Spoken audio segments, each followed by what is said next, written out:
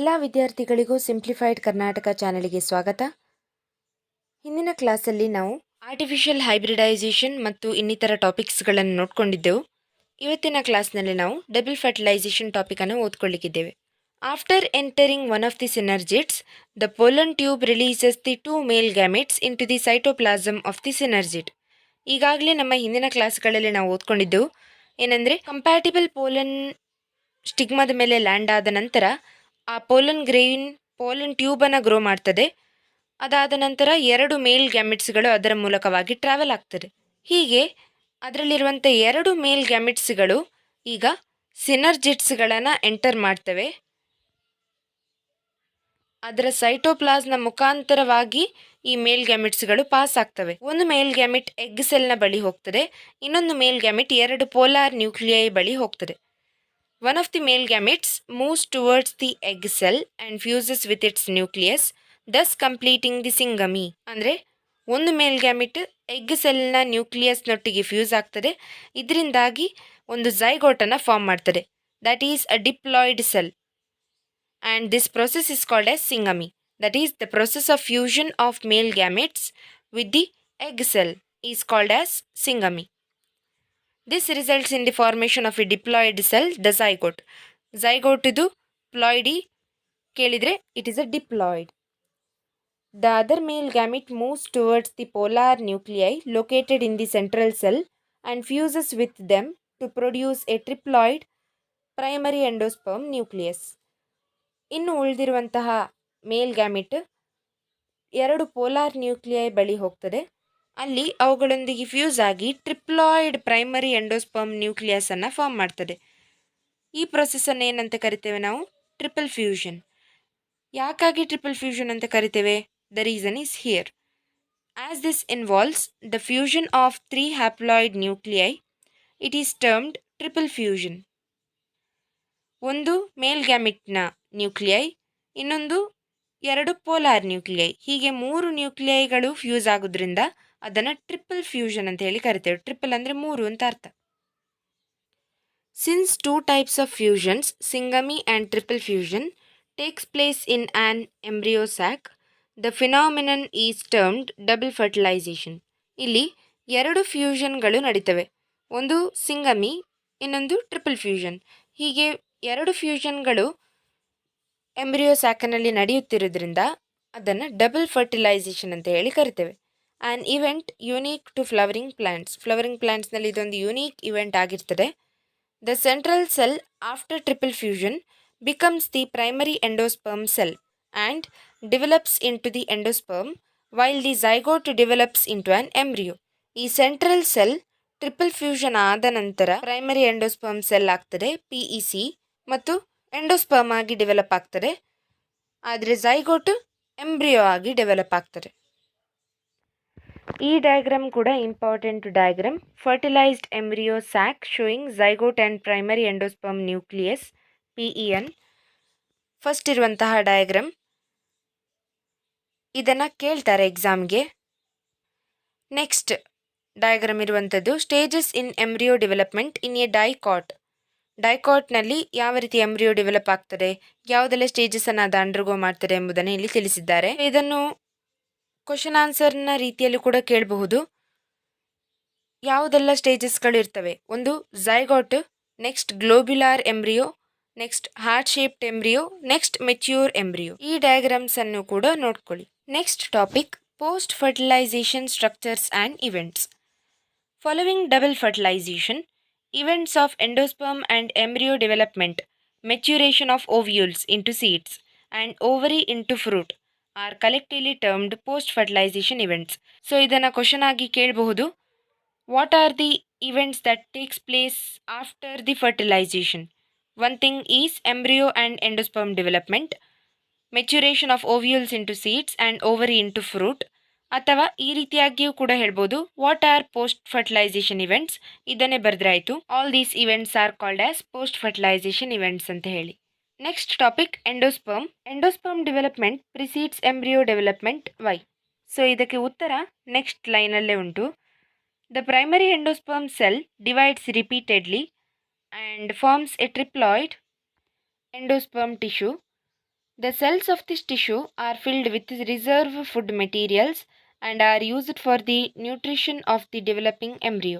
Primary ಎಂಡೋಸ್ಪರ್ಮ್ನ cell rapidly divide ಆಗ್ತದೆ, ಅಂದರೆ ತನ್ನನ್ನು ಮಲ್ಟಿಪ್ಲೈ ಮಾಡ್ಕೊಳ್ತದೆ ಮತ್ತು ಟ್ರಿಪ್ಲಾಯ್ಡ್ ಎಂಡೋಸ್ಪರ್ಮ್ ಟಿಶ್ಯೂನ ಫಾರ್ಮ್ ಮಾಡ್ತದೆ.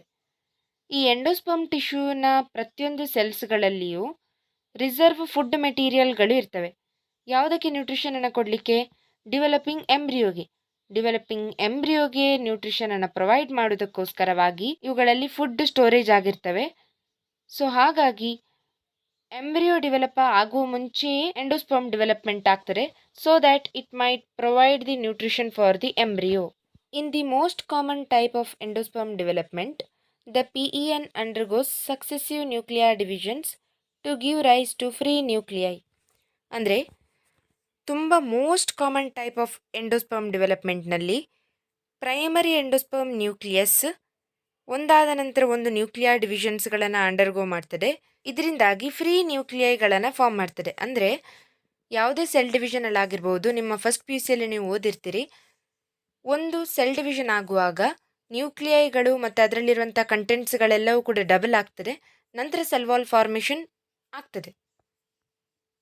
ಆದರೆ ಇಲ್ಲಿ ನ್ಯೂಕ್ಲಿಯೈಗಳು ಡಬಲ್ ಆಗ್ತವೆ, ಆದರೆ ಯಾವುದೇ ರೀತಿಯಾದ ಸೆಲ್ ವಾಲ್ ಫಾರ್ಮೇಷನ್ ಫಸ್ಟಿಗೆ ಆಗೋದಿಲ್ಲ. ಸೊ ಇದನ್ನು ಫ್ರೀ ನ್ಯೂಕ್ಲಿಯರ್ ಡಿವಿಷನ್ ಅಂತ ಕರಿತೇವೆ ನಾವು. This stage of endosperm development is called free nuclear endosperm. ಮತ್ತು ಈ ಸ್ಟೇಜಿನ ಎಂಡೋಸ್ಪರ್ಮ್ ಡೆವಲಪ್ಮೆಂಟನ್ನು ನಾವು ಫ್ರೀ ನ್ಯೂಕ್ಲಿಯರ್ ಎಂಡೋಸ್ಪರ್ಮ್ ಅಂತ ಹೇಳಿ ಕರಿತೇವೆ. Subsequently cell wall formation occurs and the endosperm becomes cellular. ನಂತರದ ಭಾಗದಲ್ಲಿ ಸೆಲ್ ವಾಲ್ ಫಾರ್ಮೇಷನ್ ಆಗ್ತದೆ ಮತ್ತು ಎಂಡೋಸ್ಪರ್ಮ್ ಎಂಬುದು ಸೆಲ್ಯುಲಾರ್ ಎಂಡೋಸ್ಪರ್ಮ್ ಆಗ್ತದೆ. The number of free nuclei formed before cellularisation varies greatly. Cellular endosperm form ಆಗುವ ಮುಂಚೆ ಎಷ್ಟು ಫ್ರೀ ನ್ಯೂಕ್ಲಿಯೈಗಳು ಕೂಡ ಫಾರ್ಮ್ ಆಗ್ಬೋದು. The coconut water from tender coconut that you are familiar with is nothing but free nuclear endosperm. Tender ಕೊಕೊನಟ್ನಲ್ಲಿ observe ಮಾಡುವಂತಹ coconut water free nuclear endosperm ಆಗಿರ್ತದೆ, which is made up of thousands of nuclei and the surrounding white kernel is cellular endosperm. ಇದನ್ನು ಕೇಳುವಂತಹ chances ಇರ್ತದೆ MCQsಗಳಿಗೆ. White kernel ಎಂಬುದು cellular endosperm ಆಗಿರ್ತದೆ ಮತ್ತು ಟೆಂಡರ್ ಕೊಕೊನಟ್ನ ನೀರು ಫ್ರೀ ನ್ಯೂಕ್ಲಿಯರ್ ಎಂಡೋಸ್ಪರ್ಮ್ ಆಗಿರ್ತದೆ. Endosperm may either be completely consumed by the developing embryo before seed maturation or it may persist in the mature seed. Endosperm embryo develop ಆಗುವಂಥ ಸಮಯದಲ್ಲಿ ಅದಕ್ಕೆ ನರಿಶ್ಮೆಂಟನ್ನು provide ಮಾಡ್ತದೆ. ಇದರಿಂದಾಗಿ ಅದು ಕಂಪ್ಲೀಟಾಗಿ ಕನ್ಸ್ಯೂಮ್ ಕೂಡ ಆಗಿ ಹೋಗ್ಬೋದು ಅಥವಾ ಕೆಲವೊಮ್ಮೆ ಉಳ್ಕೊಳ್ತದೆ ಎಂಡೋಸ್ಪರ್ಮ್. ಅದಕ್ಕೆ ಎಕ್ಸಾಂಪಲ್ಸ್ಗಳನ್ನು ಎಲ್ಲಿ ಕೊಟ್ಟಿದ್ದಾರೆ? ಕೆಲವುದರಲ್ಲಿ ಎಂಡೋಸ್ಪರ್ಮ್ ಉಳಿತದೆ. ಅದಕ್ಕೆ ಎಕ್ಸಾಂಪಲ್ ಯಾವುದಂದರೆ ಕ್ಯಾಸ್ಟರ್ ಆ್ಯಂಡ್ ಕೊಕೊನಟ್. ಕೆಲವುದರಲ್ಲಿ ಎಂಡೋಸ್ಪರ್ಮ್ ಉಳಿಯುವುದಿಲ್ಲ. ಅದಕ್ಕೆ ಎಕ್ಸಾಂಪಲ್ ಪೀ, ಗ್ರೌಂಡ್ನಟ್ ಮತ್ತು ಬೀನ್ಸ್. ಕೆಲವುದರಲ್ಲಿ ಎಂಡೋಸ್ಪರ್ಮ್ ಉಳಿದಿರುವಂತಹ ಸೀಡ್ನಲ್ಲಿ ಆ ಎಂಡೋಸ್ಪರ್ಮ್ ಸೀಡ್ ಮೆಚ್ಯುರೇಷನ್ ಸಮಯದಲ್ಲಿ ಕನ್ಸ್ಯೂಮ್ ಆಗ್ತದೆ. Next topic embryo. Embryo develops at the micropylar end of the embryo sac where the zygote is situated. ಇದನ್ನು ಫಿಲ್ ಇನ್ ದ ಬ್ಲಾಂಕ್ಸಿಗೆಲ್ಲ ಕೇಳಬಹುದು, ಆರ್ MCQಸಿಗೆ ಸಹ ಕೇಳಬಹುದು. ಎಂಬ್ರಿಯೋ ಸ್ಯಾಕಿನ ಮೈಕ್ರೋಪೈಲರ್ ಎಂಡಿನಲ್ಲಿ ಎಂಬ್ರಿಯೋ ಫಾರ್ಮ್ ಆಗ್ತದೆ. ಆ ಮೈಕ್ರೋಪೈಲರ್ ಎಂಡಿನಲ್ಲಿಯೇ ಝೈಗೋಟ್ ಕೂಡ ಇರ್ತದೆ. Most zygotes divide only after certain amount of endosperm is formed. ಇದೇ ಕ್ವಶನನ್ನು ಆಗ ಕೂಡ ಕೇಳಿದ್ರು. ಏನಂದರೆ ಎಂಡೋಸ್ಪರ್ಮ್ ಫಸ್ಟ್ ಫಾರ್ಮ್ ಆಗಿರ್ತದೆ, ನಂತರ ಝೈಗೋಟ್ ಫಾರ್ಮ್ ಆಗ್ತದೆ. This is an adaptation to provide assured nutrition to the developing embryo. ಈ ಆನ್ಸರನ್ನು ಕೂಡ ನೀವು ಅಲ್ಲಿಗೆ ಬರಿಬಹುದು. ಏನಂದರೆ why does endosperm development precedes the embryo development. ಆ ಒಂದು ಕ್ವಶನಿಗೆ ಇದನ್ನು ಕೂಡ ಆನ್ಸರ್ ಆಗಿ ಬರಿಬಹುದು. ಯಾಕಂದರೆ ಅದಕ್ಕೆ ಅಶ್ಯೂರ್ಡ್ ನ್ಯೂಟ್ರಿಷನ್ ಸಿಕ್ಕಲೇಬೇಕಾದ್ರೆ ಫಸ್ಟ್ ಎಂಡೋಸ್ಪರ್ಮ್ ಫಾರ್ಮ್ ಆಗಿರಲೇಬೇಕು. ಇಲ್ಲದಿದ್ದರೆ ಕೆಲವೊಮ್ಮೆ ಎಂಬ್ರಿಯೋ ಫಾರ್ಮ್ ಆದಾಗ ಎಂಡೋಸ್ಪರ್ಮ್ ಫಾರ್ಮ್ ಆಗಿರದಿದ್ದರೆ ಅಲ್ಲಿ ಎಂಬ್ರಿಯೋಗೆ ಯಾವುದೇ ರೀತಿಯಾದ ನ್ಯೂಟ್ರಿಷನಿಗೆ ಸೋರ್ಸ್ ಇರುವುದಿಲ್ಲ. Though the seeds differ greatly, the early stages of embryo development embryogeny are similar in both monocotyledons and dicotyledons. Monocots ಮತ್ತು ಡೈಕಾಟ್ಸ್ನಲ್ಲಿ ಸೀಡ್ಗಳು ಡಿಫ್ರೆನ್ಸ್ ಇದ್ದರೂ ಕೂಡ ಅರ್ಲಿ ಸ್ಟೇಜಸ್ಗಳು ಅಂದರೆ ಎಂಬ್ರಿಯೋ ಫಾರ್ಮ್ ಆಗುವಂಥ ಮೊದಲ ಹಂತಗಳು ಸೇಮ್ ಇರ್ತದೆ. ಅದನ್ನು ನಾವು ಎಂಬ್ರಿಯೋಜೆನಿ ಅಂತ ಕರಿತೇವೆ. ಅರ್ಲಿ ಸ್ಟೇಜಸ್ ಆಫ್ ಎಂಬ್ರಿಯೋ ಡೆವಲಪ್ಮೆಂಟನ್ನು ಎಂಬ್ರಿಯೋಜೆನಿ ಅಂತ ಹೇಳಿ ಕರಿತೇವೆ.